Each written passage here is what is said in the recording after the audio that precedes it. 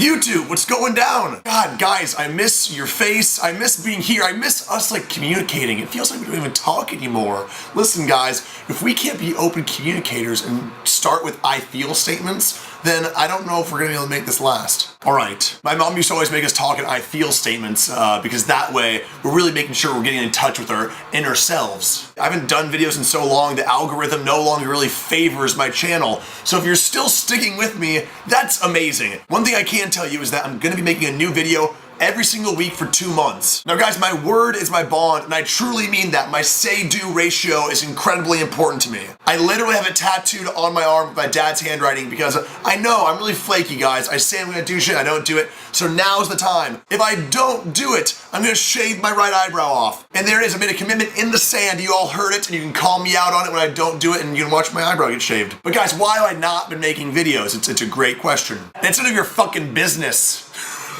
It's all of our business. It's really important you guys know. I've been producing a comedy show at the YouTube creator space out here in LA. We've taken this show that used to be done in a living room in Hollywood with like 40 people going to it. We've blown it out to this hugely awesome produced show that has like an attendance of like 300 plus people. There's free booze and free food, really great looking individuals. And we've had some really awesome high profile celebrity comedians do this month over month. My problem is that I'm horrible at connecting or communicating with someone that is a celebrity. I can hardly communicate with like my YouTube peers, let alone people who are like quote unquote like real celebrities. This became permanently clear to me when I was interning at Jimmy Kimmel Live back when I was in college. As an intern at Jimmy Kimmel Live, you do nothing. You are below the guy who gets guys coffee. And because everyone's a part of a union in Hollywood, you're legally not allowed to help with a lot of stuff. But one thing I could help out with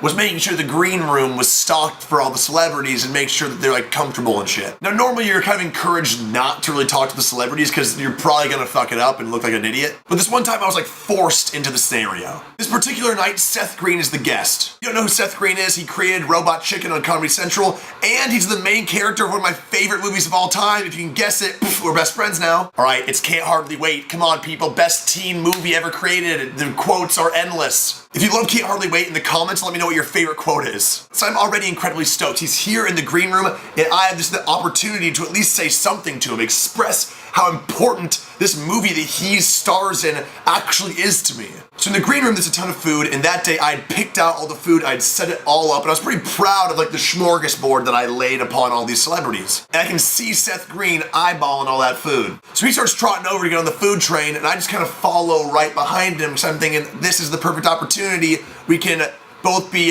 grabbing a little treat, and then I can say something to him. So as he's grabbing food, I awkwardly like ghost shadow right behind him and like breathe heavily on his neck. And he turns around and kind of looks at me, just barely. So I grab a plate as if I'm just a guest in the green room and start putting some fruit on there. And he looks at me and pauses. And I'm so excited, I can tell he's about to say something to me. And it's so awesome. He opens up an opportunity for a conversation. We make direct eye contact and he says, "There's a lot of great food options on this table, huh? First of all, so stoked. Compliment to the choices I've created. First of all, so stoked to recognize that celebrities appreciate Dunkaroos and fruit by the foot. But now it's my turn to exchange in this back and forth that we call a conversation. So I'm throwing some fruit on my plate at the moment. I'm racking my brain. What do I say? I have so many things I need to tell this man, how important he is to my life, and how his humor has actually shaped the way that I like to think about my own humor. And as I'm stacking the fruit on my plate, all I can muster up, all I can pull out of my bosoms, all I can pull out of my gut is just to look down at my plate, look back up at him and say, oh God. Grapes. Grapes! That's all I could say. Kind of a half question, half statement. I wanted him to really think about those grapes. He looked at me as if I was half mentally challenged, and I think just took mercy on me and just went, all right, and walked away. And after this exchange, I was so disturbed with myself, half because I hate the way that we in society worship celebrities and put them on these pedestals that they might not deserve, and second of all because I couldn't conjure up anything better than the fruit on my own plate. So guys, in the comments below, let me know what's your opinion on celebrity and which celebrity, if you met, would you have a grape moment. Also, go check out that podcast that I was just on. The link is down in the description.